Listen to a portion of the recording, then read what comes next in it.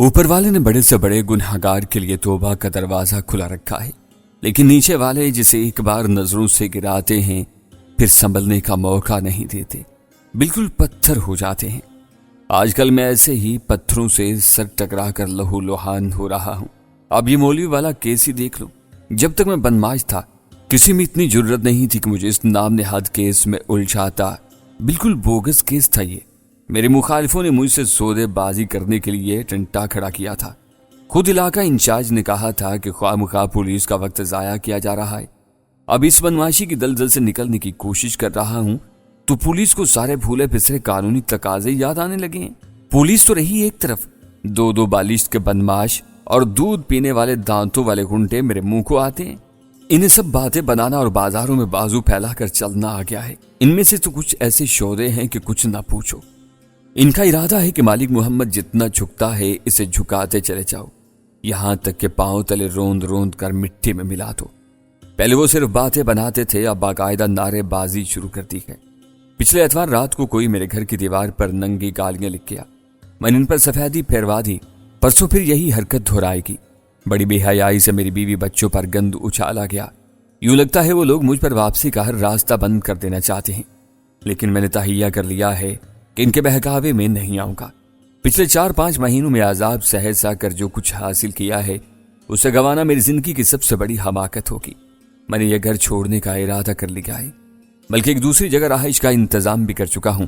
آج جو کچھ ہوا ہے نہ ہوتا تو شاید 3-4 روز تک میں پولیس کے لیے ایک لاپتہ شخص بن چکا ہوتا۔ مالک محمد کی کہانی اثر انگیز تھی۔ انسان بھی عجب گورکھ دھندا ہے۔ کوئی شخص برسوں میں نہیں پہچانا جاتا اور کسی کے اندر جھانکنے کے لیے چند لمحے کافی ہوتے ہیں۔ مجھے یوں لگا کہ مالک محمد کے ماتھے پر ابھرتا ہوا مدھم محراب ایک سوراخ ہے۔ میں اس سوراخ کے راستے مالک محمد کے آر پار دیکھ سکتا ہوں، بالکل ایسے جیسے شیشے کے آر پار دیکھا جاتا ہے۔ مالک محمد کی داستان غم کا بیشتر حصہ شبہ سے بالا تر نظر آتا تھا۔ اس نے ٹھیک کہا تھا، خشکی اور تری کے شب و روز ایک دوسرے سے بہت ملتے جلتے ہیں۔ دونوں جگہ بڑی مچھلی چھوٹی مچھلی کو کھاتی ہے۔ بہرطور اس گفتگو کے دوران ہم اصل موضوع سے کافی ہٹ گئے تھے، یعنی شنکر شکرا کا ذکر خیر بہت پیچھے رہ گیا تھا۔ میں نے مالک محمد کو بآہستگی واپس لائن پر چڑھاتے ہوئے کہا، تو تمہارا خیال ہے کہ تمہارے شناسا عیسیٰ جان سے ہمیں شنکر کا سراغ مل سکتا ہے؟ مالک محمد بولا، یہ میرا خیال نہیں، حقیقت ہے۔ شنکر کے سلسلے میں اگر کوئی واقعی پولیس کو سراغ دے سکتا ہے تو وہ عیسیٰ جان ہے۔ شاید تم سمجھو کہ میں اپنی دشمنی چھکانے کے لیے پولیس کو عیسیٰ جان کے پیچھے لگا رہا ہوں، یا ممکن ہے تم اس سارے بیان ہی کو جھوٹ کا بلندہ سمجھو۔ میں اس کے سوا اور کچھ نہیں کہنا چاہتا کہ میں سچ بول رہا ہوں۔ عیسیٰ جان کیفر کردار کو پہنچا تو میرا کلیجہ ضرور ٹھنڈا ہوگا، لیکن اپنا کلیجہ ٹھنڈا کرنا میرا اصل مقصد نہیں۔ میری زندگی کا رخ بدلا ہے تو بہت سی چیزیں جو پہلے نظر نہیں آتی تھیں اب نظر آنے لگی ہیں۔ جی چاہتا ہے کہ یہ بستیاں یا گلی کوچے عیسیٰ جان اور شنکر جیسے مجرموں سے پاک ہوں، تاکہ میرے بچوں کے ساتھ ساتھ ملک کے ہر بچے کا مستقبل محفوظ رہ سکے۔ بھائی شنکر کے بارے میں تمہیں جو کچھ بتا رہا ہوں وہ پوری دیانتداری سے بتا رہا ہوں۔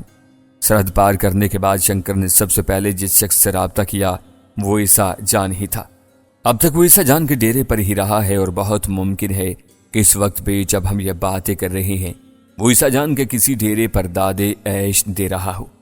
میں بہت تیزی کے ساتھ ایک فیصلہ کر چکا تھا۔ میں نے سرکاری رائفل ایک طرف رکھتے ہوئے کہا، ٹھیک ہے مالک محمد، مجھے تمہاری بات منظور ہے۔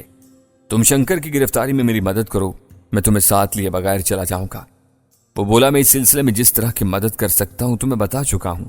عیسیٰ جان کا نام تو تم نے سن ہی لیا ہے، اور یہ بھی بتا چکا ہوں کہ وہ ٹل سے آگے کرم ایجنسی کے علاقے میں روپوش ہے۔ کوئی بڑا جرم کرنے کے بعد وہ اسی طرح روپوش ہو جاتا ہے اور پھر مہینوں تک اپنے ڈیرے سے نہیں نکلتا۔ اب اس کے ڈیرے کی نشاندہی رہ جاتی ہے۔ نشاندہی سے یہ مطلب نہیں کہ میں کسی جگہ انگلی رکھ کر تمہیں بتا دوں گا کہ عیسیٰ جان یہاں رہتا ہے۔ وہ علاقہ اس طرح کا ہے کہ انگلی رکھ کر نشاندہی کی ہی نہیں جا سکتی۔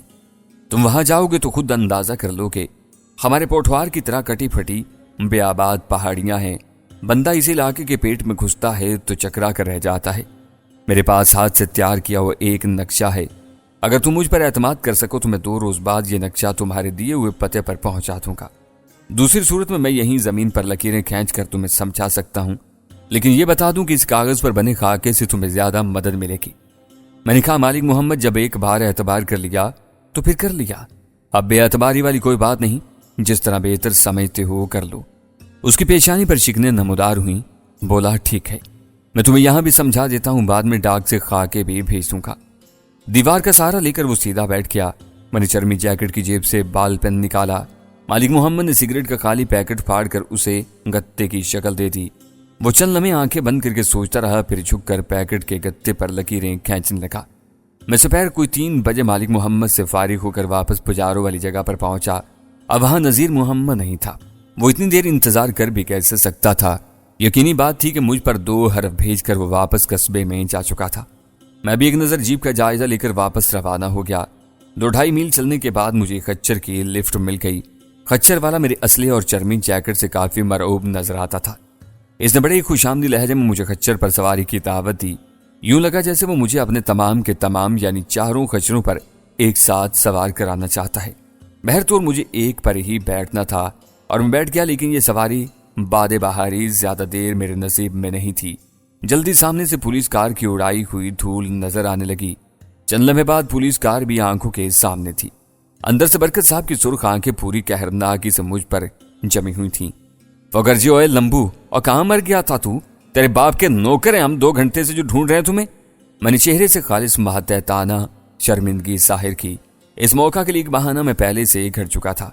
खच्चर से कूदकर मैंने खटाक से सल्यूट किया और कहा, वेरी सॉरी सर, मैं जीप के लिए मैकेनिक ढूंढने निकल गया था। बरकत साहब का पारा 7वें आसमान को छू गया। अरे भूतनी दे, और यहाँ जंगल में तेरे किस मामे ने ऑटो वर्कशॉप खोल रखी है?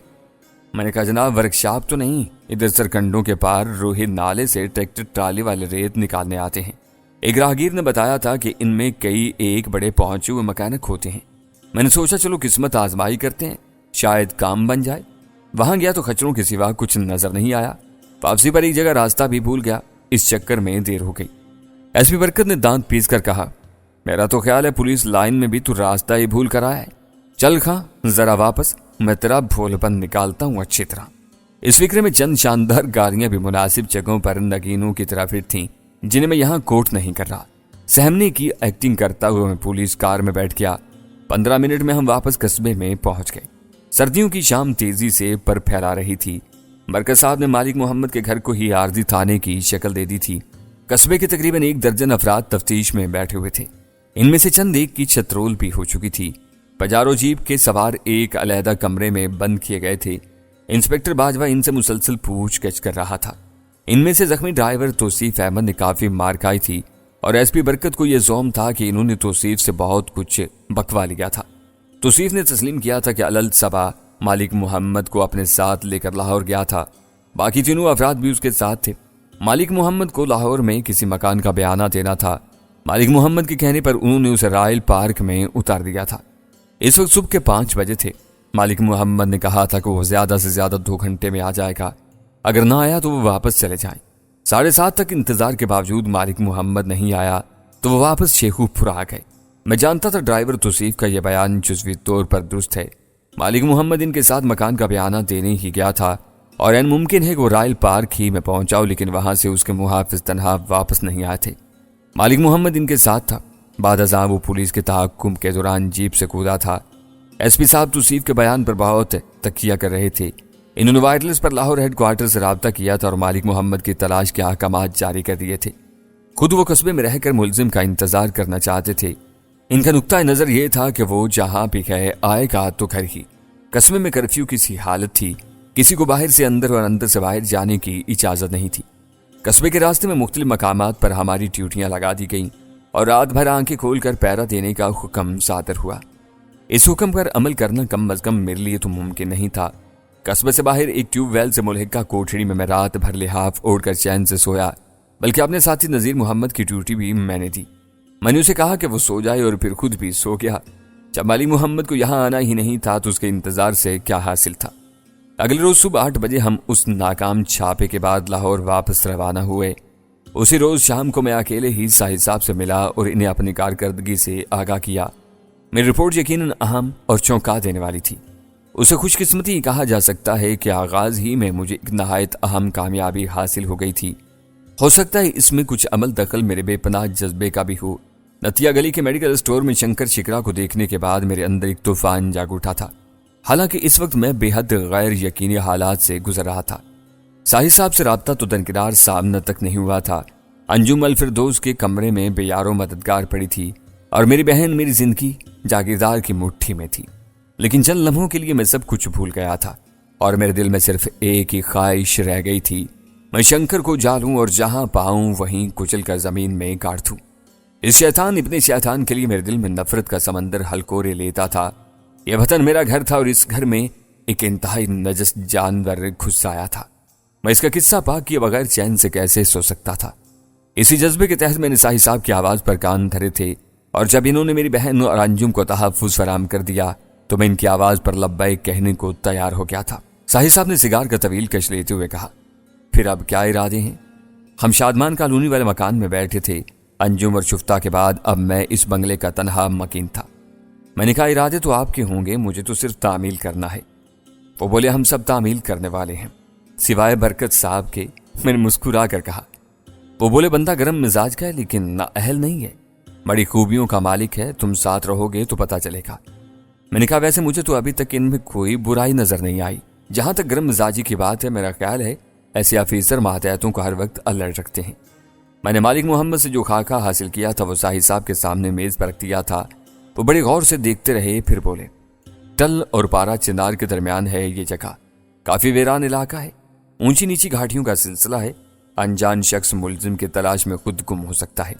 میرے ذہن میں صدا کے ایک صوبے دار کا نام آ رہا ہے۔ کیا بھلا سا نام تھا اس کا؟ ہاں، مرجان خان۔ اگر یہ شخص صدا ہی میں ہے تو ہمارے لیے بہت مفید ثابت ہو سکتا ہے۔ میں آج ہی اس کا پتہ کرواتا ہوں۔ میں نے کہا، ہمیں جلد از جلد روانہ ہونا ہوگا ساحل صاحب۔ ایک طرح سے ہم واقعات کو حرکت دینے والی ٹور کھینچ چکے ہیں۔ مالک محمد کی گرفتاری کے لیے مارا جانے والا چھاپا سارے متعلقہ افراد کو ہوشیار کر چکا ہوگا۔ ممکن ہے کرم ایجنسی میں سجان بھی ٹھکانہ تبدیل کر لے۔ ساحل صاحب نے میری بات سے اتفاق کیا۔ انہوں نے بہت کم وقت میں انتظام کر لیا۔ صرف 3 روز بعد ہم ٹل جانے کے لیے پوری طرح تیار ہو چکے تھے۔ میری خواہش کے مطابق ساحل صاحب نے یہ بات کسی پر نہیں کھلنے دی تھی کہ مالک محمد سے میری ملاقات ہو چکی ہے اور اسی کی نشاندہی پر اتنے وثوق کے ساتھ چھاپا مار پارٹی کرم ایجنسی روانہ کی جا رہی ہے۔ مالک محمد کی رہائش گاہ سے پہرا ہٹا لیا گیا تھا اور مجھے یقین تھا کہ موقع ملتے ہی وہ اپنے بچوں کو وہاں سے نکال لے جائے گا۔ وہ کہاں جائے گا مجھے کچھ معلوم نہیں تھا اور نہ ہی میں معلوم کرنا چاہتا تھا۔ وہ ڈاک کے ذریعے مجھے مطلوبہ پرچہ روانہ کر چکا تھا اور اب ہمیں ایک دوسرے سے کچھ لینا دینا نہیں تھا۔ مالک محمد نے ٹھیک ہی کہا تھا۔ ڈاک کے ذریعے اس نے جو بوسیدہ سا پرچہ مجھے ارسال کیا تھا وہ پہلے خاکے سے کہیں زیادہ واضح اور تفصیلی تھا۔ کل روانگی سے چند گھنٹے پہلے میں شفتہ سے ملنے ساحل صاحب کی کوٹھی پر پہنچا۔ شفتہ سخت پریشان تھی۔ اسے یہ بھنک پڑ چکی تھی کہ میں پولیس کی چھاپا مار ٹیم کے ساتھ شنکر کی تلاش میں جا رہا ہوں۔ وہ شنکر کے بارے میں سب کچھ جانتی تھی۔ اس کی درندگی، شیطانیت اور عیاری کچھ بھی شفتہ سے پوشیدہ نہیں تھا۔ بڑی ہی باخبر اور سیانی تھی میری بہن، یتیمی کی گود میں پرورش پائی تھی نا۔ 4 سال پہلے شفتہ نے مجھے گرفتاری پیش کرنے پر آمادہ کیا تھا تو اس کی ایک وجہ شنکر بھی تھا۔ وہ مجھے اس دشمن جان سے دور کر دینا چاہتی تھی، لیکن آج ایک بار پھر میں انہی راستوں پر بگ ٹوٹ بھاگنے کی تیاری کر رہا تھا۔ دشمنی کی اسی آگ کی طرف لپک رہا تھا جس کی حدت نے شب روز شفتہ کا لہو سلگایا تھا۔ اس کی پریشانی سمجھ میں آتی تھی۔ وہ روٹھی ہوئی ننھی بچی کی طرح مجھ سے نگاہیں چرا کر بیٹھ گئی۔ میں دیکھ نہیں رہا تھا لیکن جانتا تھا آنسو اس کے شفاف رخساروں پر پھسل رہے ہیں۔ میں دل میں اتر جانے والی ان معصوم آنکھوں کا رازداں تھا۔ ان کی ہر کیفیت بغیر دیکھے سمجھ سکتا تھا۔ میں نے شفتہ کے گلے میں بازو حمائل کر کے اسے سینے سے لگا لیا۔ وہ سسکنے لگی۔ ہم کسی خاموش فلم کے 2 کرداروں کی طرح تھے، بغیر کہے سنے ایک دوسرے کی بات سمجھتے تھے، مدعا بیان کرنے کے لیے زبان حاجز سے بے نیاز تھے۔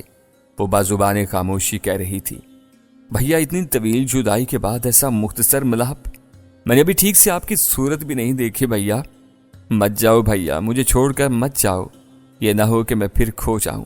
میں اسی کی زبان میں جواب دے رہا تھا، حوصلہ رکھو میری بہن، جب تک تیرے لبوں پر اپنے بھیا کے لیے دعائیں ہیں کوئی اسے تجھ سے دور نہیں کر سکتا۔ نہ جانے کتنی دیر ہم یوں ہی خاموش کھڑے رہے، پھر میں نے رسمن زبان کو زحمت کلام دی، اچھا شفتہ میری بچی میں چلتا ہوں۔ وہ بولی، کیوں جاتے ہو بھیا؟ میں نے کہا، جانا ضروری ہے۔ شنکر کو کیفری کردار تک پہنچانے کا اس سے بہتر موقع شاید کبھی نہ مل سکے۔ یکلخت اس کی آنکھوں میں ان گنت التجائیں ابر آئیں، یوں لگا وہ مجھ سے لپٹ جائے گی اور ہزار کوشش کے باوجود جدا نہیں ہوگی، لیکن اگلے ہلے میں اس نے خود پر قابو پا لیا۔ آنسو پوچھتے ہوئے فقط اتنا بولی، اپنا خیال رکھنا بھیا۔ میں نے اس کے سر پر ہاتھ پھیرا۔ بے فکر رہو میری بچی، میری طرف سے اور اپنی طرف سے بھی۔ یہاں تم اور انجم انتہائی محفوظ ہاتھوں میں ہو۔ پس دفتر بھی تمہاری خبر گیری کے لیے ہی ہے۔ میں زیادہ دن لاہور سے باہر نہیں رہوں گا، بہت ہوا تو 10-15 روز لگیں گے۔ میں جانے کے لیے مڑا تو اس نے آواز دے کر مجھے روک لیا۔ کل غزالہ باجی آئی تھی بھیا۔ میں ٹھٹک کر رک گیا۔ کیا کہتی تھی؟ ایک تحریری پیغام دے گئی ہے آپ کے لیے۔ آنسو پوچھتی ہوئے حسب عادت بھاگ کر اندر گئی اور الماری سے ایک بند لفافہ نکال لائی۔ میں نے خط نکالا۔ یہ غزالہ ہی کی تحریر تھی۔ میں ان الفاظ کے زاویے، کوسیں اور خطوط کیسے بھول سکتا تھا؟ یوں لگتا تھا لکھنے والی کی جسم کی ساری دلکشی حروف میں ڈھل گئی ہے۔ کسی وقت یہ حروف مجھے بڑے پیارے لگتے تھے، میرا دل انہیں چومنے کو چاہتا تھا۔ خواہش ہوتی تھی ہر پیچ و خم پر دل نکال کر رکھوں، لیکن یہ بہت پرانی بات تھی۔ اب تو اس تحریر کو دیکھ کر سینہ سلگ اٹھتا تھا۔ غزالہ نے لکھا تھا، میں جانتی ہوں آپ کے پاس میرے لیے معافی کے سوا اور سب کچھ ہے۔ میری مجبوری یہ ہے کہ میرے پاس التجاؤں کے سوا اور کچھ نہیں۔ کبھی کبھی تو سوچنے لگتی ہوں کاش میں مسلمان نہ ہوتی، خدا رسول پر میرا ایمان نہ ہوتا، میں اپنے ہاتھوں اپنی جان لے کر آپ کو بتا سکتی کہ میں آپ کو کھو کر کتنا پچھتا رہی ہوں۔ خدشہ ہے کہ اپنے بارے میں زیادہ لکھوں گی تو آپ خط پڑھے بغیر پھاڑ دیں گے، اس لیے آپ کے بارے میں لکھ رہی ہوں اور اپنی بہن شفتہ کے بارے میں لکھ رہی ہوں۔ شاید اسی ذکر کے طفیل آپ ان چند جملوں پر نگاہ دوڑانا گوارا کر لیں۔ آج کل قادر زمان کی بیوی ترنم میرے زیر علاج ہے۔ ہفتے میں ایک آدھ بار قادر زمان سے ملنا بھی ہوتا ہے۔ اس شخص کی زندگی کی سب سے بڑی خواہش اولاد ہے۔ یہ خواہش ترنم کے ذریعے پوری ہو رہی ہے، اس لیے وہ ان دنوں ترنم پر ہزار جان سے فدا ہے۔ اس نے ترنم کو وہ رعایتیں بھی دے رکھی ہیں جو اس سے پہلے اس کی کسی بیوی کو حاصل نہیں تھیں۔ وہ اکثر اکیلی میرے کلینک آ جاتی اور تنہائی پہ مجھ سے گپ شپ کرتی ہے۔ میرے ذریعے ترنم کو آپ کے اور شفتہ کے متعلق کافی کچھ معلوم ہو چکا ہے۔ ترنم نے مجھ سے واشگاف الفاظ میں کہا ہے کہ جاگیردار دشمن کو معاف کرنے والا شخص نہیں۔ اس نے شفتہ اور انجم کو صرف مطلب براری کے لیے رہا کیا ہے، جو ہی مطلب نکل جائے گا وہ سراپا انتقام بن جائے گا۔ ترنم بہت خوفزدہ ہے، وہ اندر سے بہت حساس بلکہ وہمی ہے۔ اب اسے یہ نیا وہم لاحق ہو گیا ہے کہ بچے کی پیدائش کے بعد قادر زمان نے آپ سے زیادتی کی تو اس زیادتی کا بوجھ اس کے بچے پر پڑے گا۔ وہ چاہتی ہے کہ بچے کی پیدائش سے پہلے آپ شفتہ اور انجم کو لے کر کہیں بہت دور نکل جائیں۔ 3-4 روز پہلے وہ اپنے اکاؤنٹ سے 2 لاکھ روپیہ نکلوا کر لے آئی۔ میرے سامنے ڈھیر کر کے کہنے لگی، ڈاکٹر تم کسی طرح شاہجہاں اور دونوں لڑکیوں کو ملک سے باہر بھجوا دو، میں تمہارا احسان زندگی بھر نہیں بھولوں گی۔ وہ مسلسل رو رہی تھی۔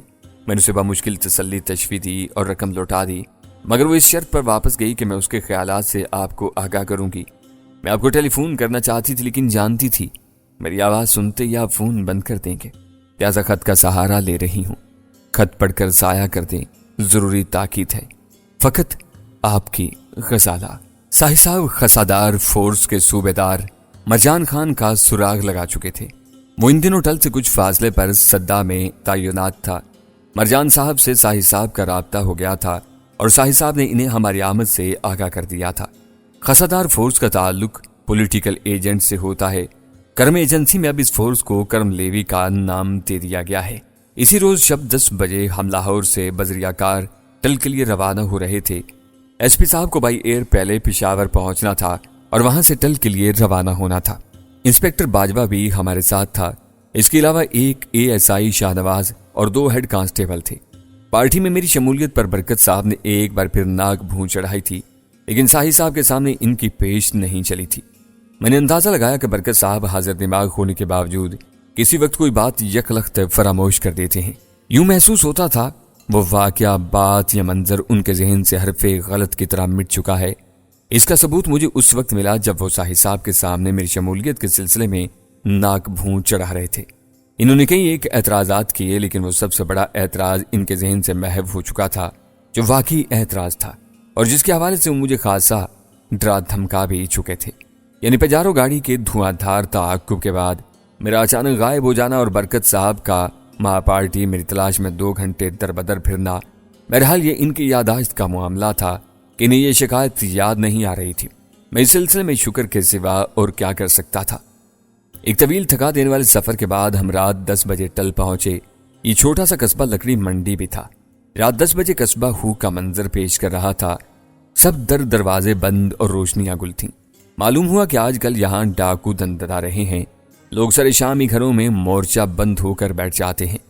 ہم چونکہ زیادہ لباس میں تھے، لہٰذا ہمیں بھی مشورہ دیا گیا کہ یوں رات کے اس پہر آزاد مت گھوما جائے۔ اسی قسم کی ہدایات ہمیں راستے میں بھی مل چکی تھیں۔ ایک چیک پوسٹ پر لکڑی کا بڑا سا گیٹ بند تھا اور ہمیں روک کر بتایا گیا تھا کہ آگے پہاڑی علاقے میں لوٹ مار کا خطرہ ہے۔ اپنی شناخت کروا کر ہم بمشکل گیٹ کھلوانے میں کامیاب ہوئے تھے۔ اب اہل ٹل نے ہمیں ڈرانا دھمکانا شروع کر دیا تھا۔